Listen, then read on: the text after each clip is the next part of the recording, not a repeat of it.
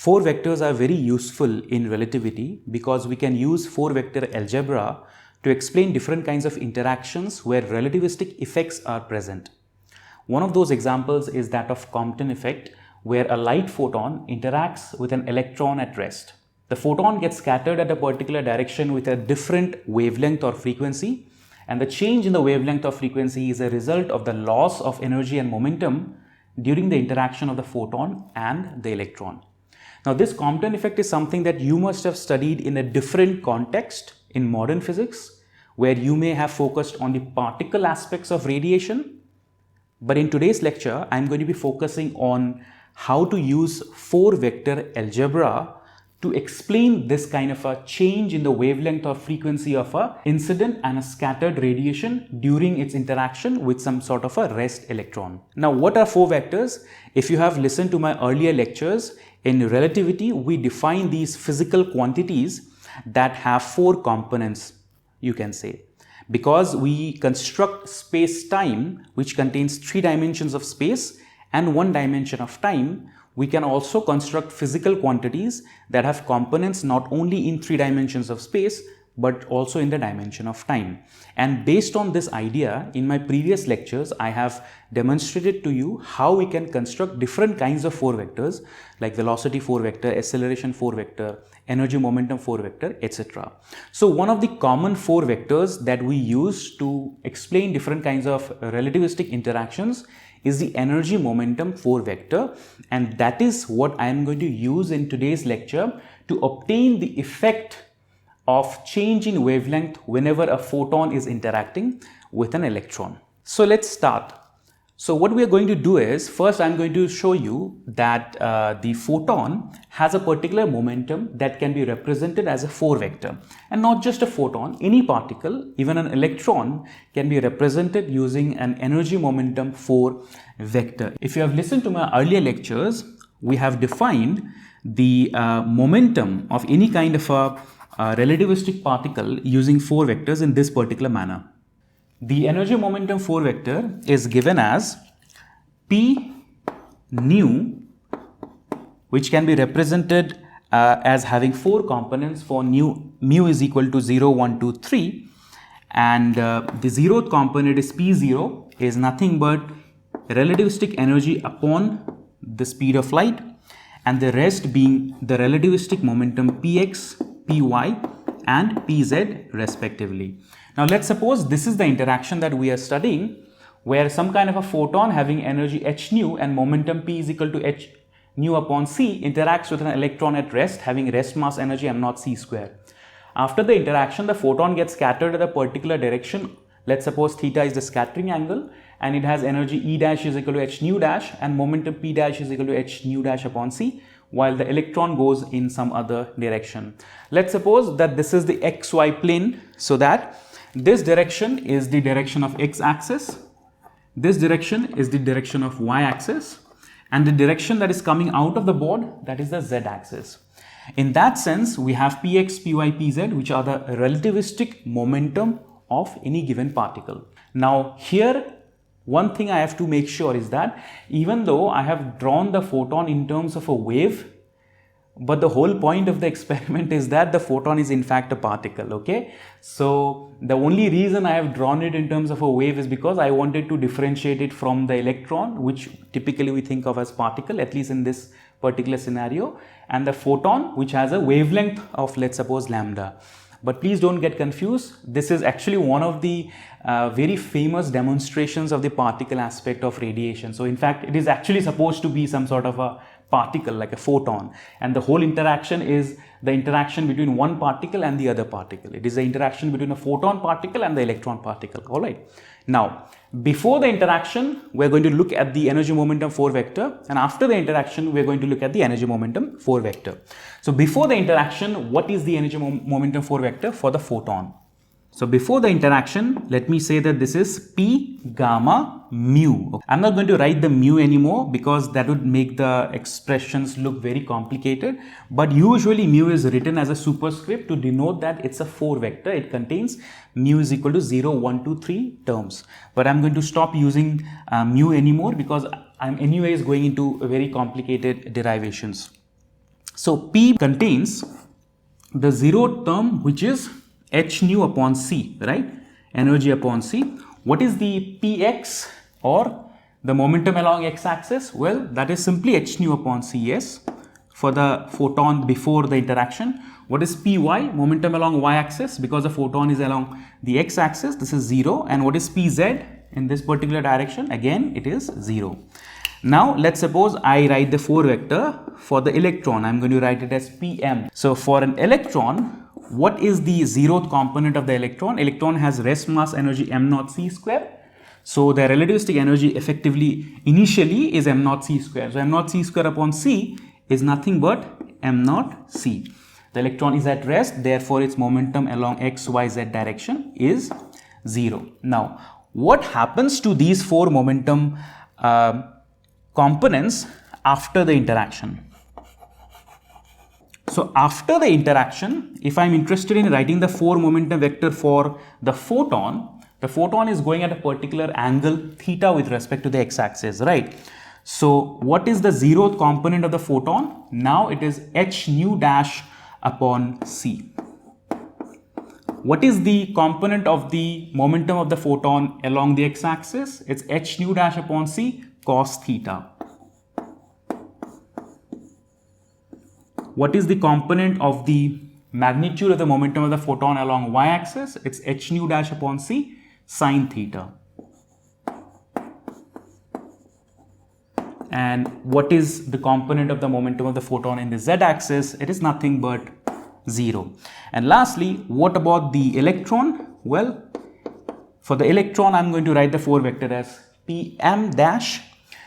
What is the energy of the electron? Well, it's E, relativistic energy E, right? So the 0th component, I'm just going to say that this is E upon C. I'm going to say that this is Em, okay? And rest I'm going to write as Pmx and Pmy and Pmz. By the way, M here simply represents the relativistic mass of the electron. So these are the 4 vectors corresponding to the photon and the electron before the interaction and after the interaction. So how can we use this to analyze this kind of a problem? Now, whenever you must have studied collisions in normal mechanical problems, you must have applied conservation of linear momentum before an interaction and after an interaction. Well, we can do the same thing here as long as the momentum is defined as a 4 vector. Since the momentum is defined as a 4 vector, I can apply conservation of momentum for this particular interaction before and after the interaction by saying that the momentum of the photon, which is P gamma, plus the momentum of the electron, which is Pm before the interaction, is equal to the momentum of the photon after the interaction and the momentum of the electron after the interaction. You see, this is the basic concept here to explain the Compton effect. The momentum before the interaction and the momentum after the interaction are conserved. However, the momentum that we are using is not the traditional momentum vector that we use in mechanics. In fact, this is the 4 momentum vector or the energy momentum 4 vector that we are using here. To solve the problem, what we are going to do is we are going to check out what are the unknowns here. Well, you see, if you look at these expressions, Pm dash is the unknown because we don't really know what is the relativistic energy of the moving electron and the relativistic momentum of the moving electron, and I want to sort of take it out of the equation. To do that, I'm going to take Pm dash to one side of the equation. So I'm going to say that Pm dash is equal to P gamma plus Pm minus P gamma dash. Now, this is a 4 vector, the left hand side, and the right hand side is also a 4 vector. So if one 4 vector is equal to the right hand side 4 vector, it simply means that the magnitude of this 4 vector is equal to the magnitude of this 4 vector, right? The magnitude of this 4 vector is equal to the magnitude of this 4 vector. Now, how do you find magnitude of a 4 vector? As I've explained in my previous lecture, you find an inner product of the 4 vector with itself, and that gives you the square of the magnitude, right? So the inner product is written as P, you know, if you have memory from my earlier lectures, so P mu P mu is written something like that, right? The only thing that you have to keep in mind when taking an inner product is that you introduce a negative sign before the temporal components involved. So I'm not going to write so much in detail because there are so many subscripts and superscripts involved. I'm just going to say that the magnitude square of the left hand side and the right hand side. So I'm just going to write it by denoting a square here, and in the right hand side P gamma or P gamma plus Pm minus P gamma dash square. Okay, now again I'm going to use a conclusion that I've derived in my earlier lecture. What is the magnitude of a 4 vector? I have proved in my earlier lectures that the magnitude of a 4 vector is given by minus m naught square c square, where m naught is the rest mass of that particle. Okay, this is something that I've proved in one of my previous lectures, where we found out the square of the magnitude of a 4 vector momentum. So energy momentum 4 vector. When we do that, we find that it is equal to minus m naught square c square, where m naught is the rest mass of the particle whose 4 vector momentum we are describing. So this is one way of sort of removing the unknown corresponding to the moving electron, right? So what are we left on the right hand side? On the right hand side, we are simply left with these terms. So if I take a square and multiply the terms individually, I should get something like P gamma square plus Pm square plus P gamma dash square, and then we'll have plus 2P gamma Pm minus 2Pm P gamma dash minus 2P gamma dash. What I'm going to do is I'm simply going to evaluate these terms based on the components that I've written in the left hand side here, and then I'm going to substitute it back into the equation. So let's just keep this equation as point number 1. Okay, let's just keep it here as point number 1. So let us evaluate these terms, and then the calculations will become quite easy. So if I evaluate the first term, which is P gamma square, let's suppose I evaluate the first term P gamma square. What is P gamma square? Well, that is the magnitude of the 4 vector P gamma, right? How do you calculate the magnitude? Well, you multiply the components respectively and you introduce a negative sign before the time component. So if you have P gamma square, which is P gamma, this is the P gamma. So you introduce a negative sign before the time component, h nu upon c square, plus the rest is simply h nu upon c square plus 0 square plus 0 square. So you find the magnitude of any 4 vector just like you find the magnitude of any 3 vector in Euclidean space. So in Euclidean space, when you define a normal vector which contains 3 components, you find the magnitude square by multiplying the components with itself, or as in squaring the components and adding them, right? Here also you do the same thing. The only difference is you introduce a negative sign because that is a characteristic of the geometry of space-time itself, and the rest you have positive sign here. So P gamma square is simply what? This is nothing but equal to 0. Next, let us check what is Pm square.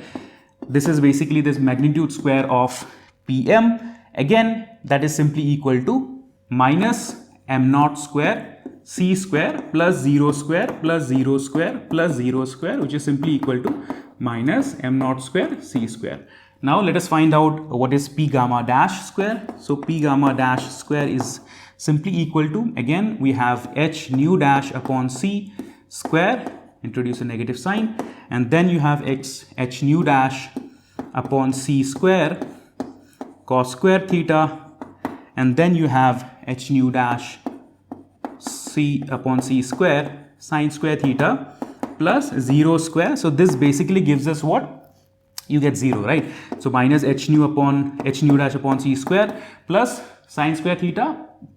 So this is sine square theta plus cos square theta becomes 1. So you have h nu dash upon c whole square. So this comes out to be 0.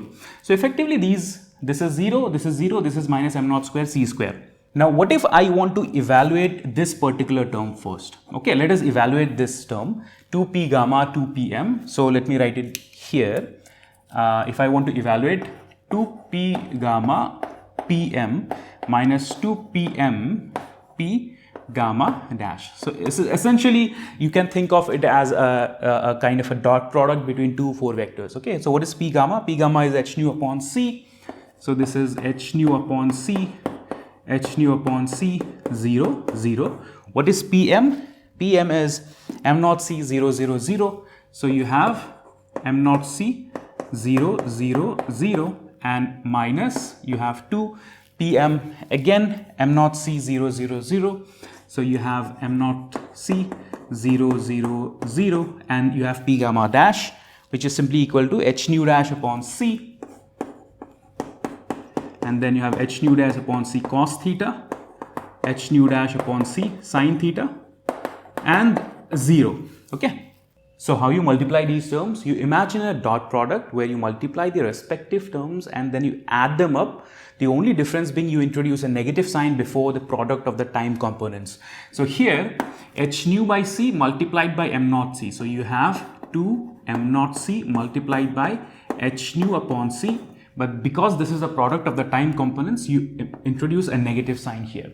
The rest 0 0 0, they will all come out to be plus 0 plus 0 plus 0. For the second term, you have minus 2 m naught c and then you have h nu dash upon c, but because this is the product of the time components, you introduce a negative sign, so you get a plus sign here.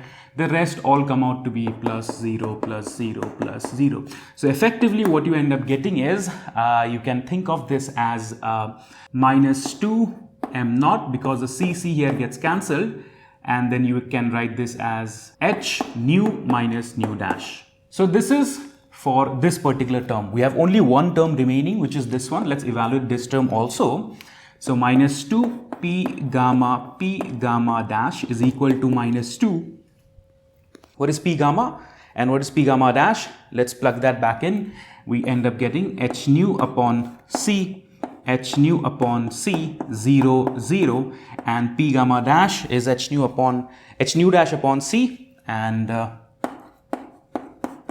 h nu dash upon c cos theta, and then h nu dash upon c sin theta, and then you have 0. Okay, again what do?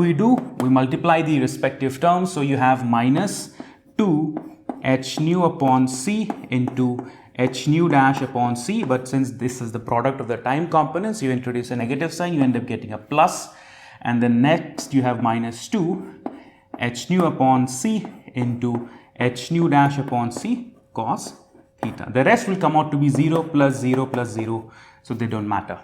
This can be simplified as, if we take 2 h nu upon c into h nu dash upon c as common, so this is nothing but 1 minus cos theta, 1 minus cos theta. So there we have it.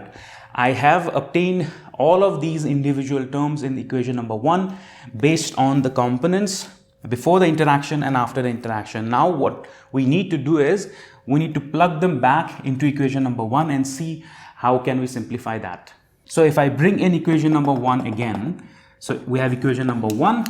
What is the left hand side? The left hand side is minus m naught square c square, and in the right hand side you have p gamma square is what? P gamma square is 0 plus pm square is what? Pm square is minus m naught square c square.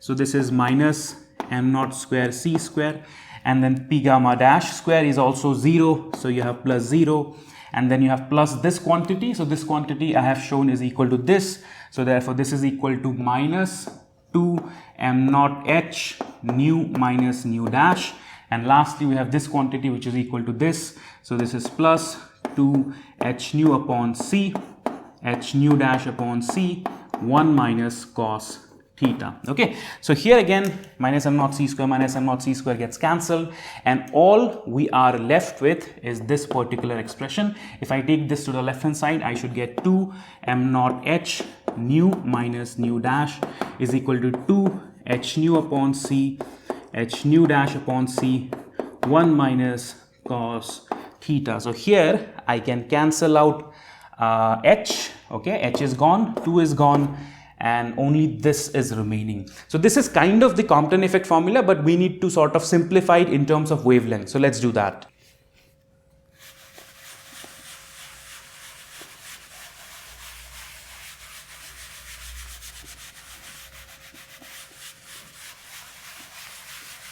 So So if I bring the entire expression, because there is no space left in the right hand side, let me bring this entire expression here, okay. Let me bring the entire expression to the left hand side so that I can just obtain the final formula.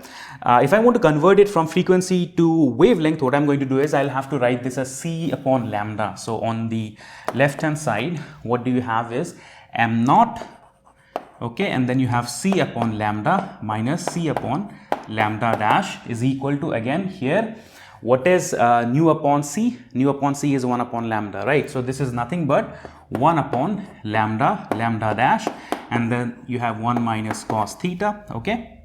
So if I take this to the left hand side, I bring this to the right hand side, here I end up getting lambda, lambda dash upon lambda minus lambda, lambda dash upon lambda dash is equal to, there is a Planck's constant left here, so there should be an h here. So you have h upon m naught c 1 minus cos theta, which simplifies to, here the lambda lambda gets cancelled, lambda dash gets cancelled, and you are simplified to lambda dash minus lambda is equal to h upon m naught c 1 minus cos theta. This is the very familiar expression of the Compton shift, okay.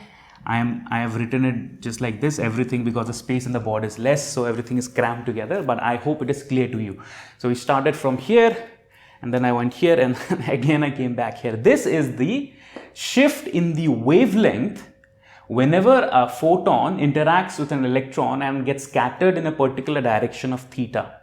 Alright, so this is lambda dash minus lambda, which is a change in the wavelength, is equal to h upon m naught c. This quantity is known as Compton wavelength multiplied by 1 minus cos theta. So this is a very famous standard expression for the Compton effect that we have derived by first constructing the 4 vector momentum components before and after the interaction, then applying the conservation of momentum where I added the 4 vector momentum before and after the interaction, then looked at the individual components and substituted them back into this equation where I compare the magnitude of the left hand side and the right hand side, and basically an algebraic simplification to come up with this particular expression of the Compton effect. So I hope it is clear to you what we have done in this lecture. We have simply taken a very standard expression of a photon interacting with an electron, but analyzed it from the perspective of 4 vectors, and I demonstrated how using 4 vectors it provides us with a very powerful and interesting tool of studying different kinds of relativistic interactions. So this is the power of 4 vectors, that we can come up with these interesting sort of analysis of relativistic interactions. So that is all for today. In my next lecture, I'm going to show you another very interesting example of a decay of a subatomic particle from the perspective of 4 vector algebra. Till then, I am Divya Jyoti Das. This is For the Love of Physics. Thank you very much. See you next time.